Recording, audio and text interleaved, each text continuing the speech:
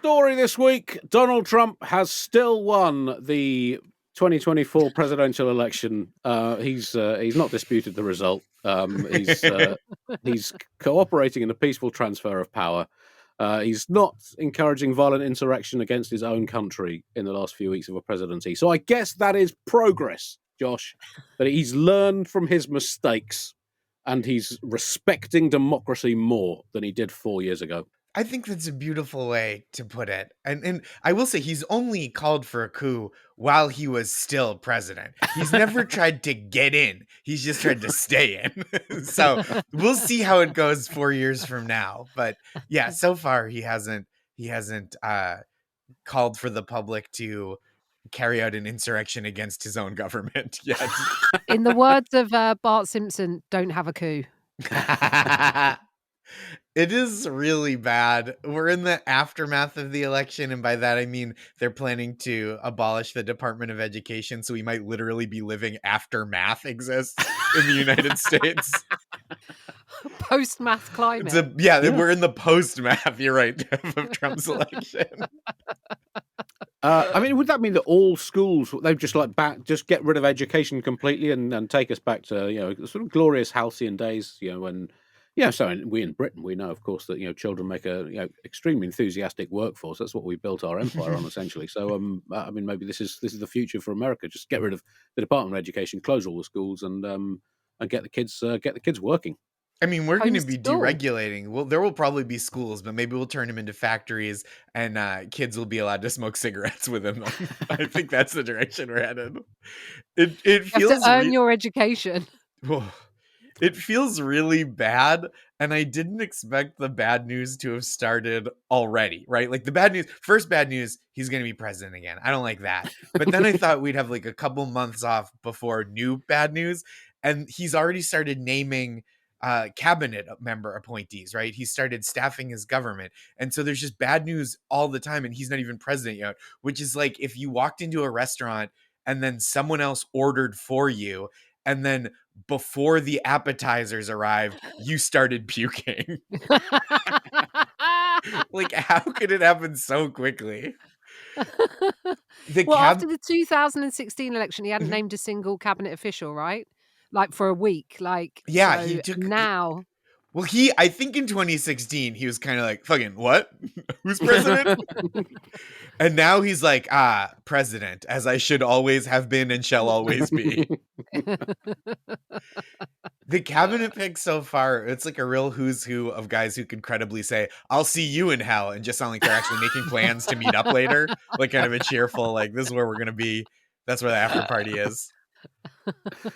Any particular? I mean, obviously Elon Musk has got a lot of the headlines. He's going to be one of the heads of the new Department of Government Efficiency, which I think is actually going to be officially renamed as just Slash and Burn, or Saxville, USA.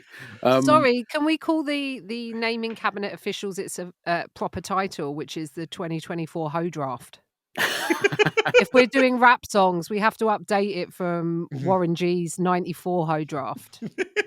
It's been 30 years. Yeah.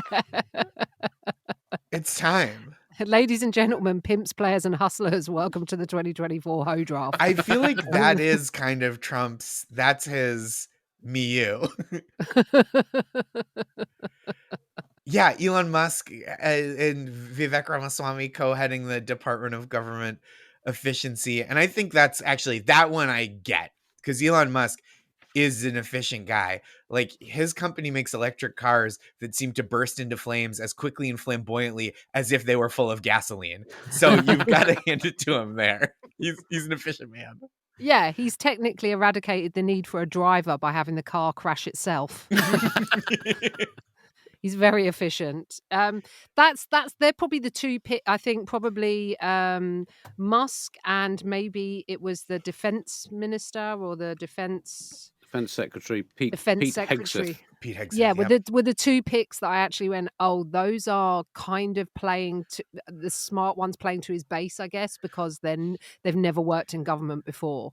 So I think for people who voted for Trump, they were like, they don't seem like part of the establishment, part of the elite. They've come in With absolutely no relevant experience, which is really key in modern politics. I mean, Pete Hegseth, who is a Fox News co-host, because nothing prepares you for the life and death decisions you need to make as defense secretary, quite like gobbing off into an echo chamber with no repercussions. I mean, there is no better work experience for running a department within $1 trillion budget and the 3 million staff than dispensing superficial jibbery from a brightly lit studio. I can't think of a more appropriate appointment. Can you? This is what I'm kind of optimistic about, right? Because Trump named Pete Hegseth, nominated him for Secretary of Defense. And he has previously said, in his capacity as Fox News analyst, he used to, previously served in the Army, but in his capacity as Fox News bloviator, he's previously said he doesn't think women have any place in combat. And I'm going to be optimistic and say that makes him 50% of the way to being a total pacifist.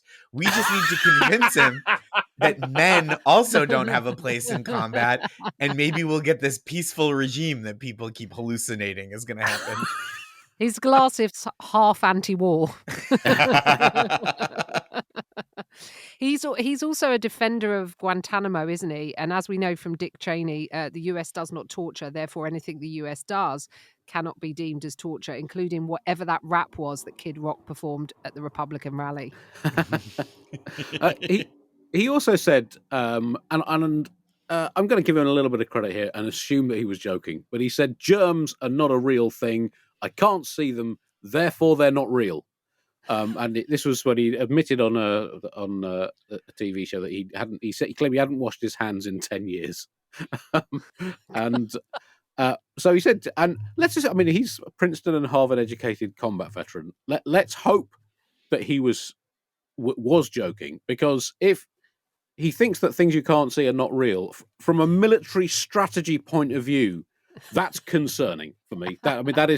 That's basically failing to embrace almost every development in military technology of at least the last 500 years plus, possibly of 1,000, just assuming if you can't see it, that it's... Yeah, get ready. I think that leaves America vulnerable. Is he religious? Get ready. I've got some news for him about God. Well, get ready for some headlines about hundreds of soldiers losing their lives in the